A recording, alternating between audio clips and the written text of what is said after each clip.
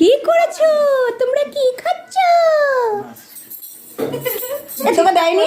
গোপাল তোকে দেয়নি? গোপাল তোকে দেয়নি রে? ইস, ছি ছি ছি ছি ছি ছি। আর একটা জিভ বের করছে।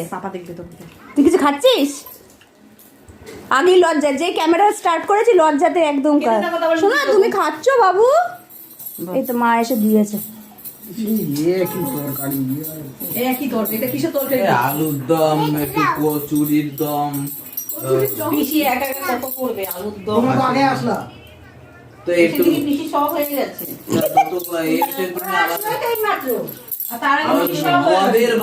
মদের বাসা এতক্ষণ বাদে এসে খাবে দাবে বাড়ি যাবে। খাবে দাবে বাড়ি যাবে।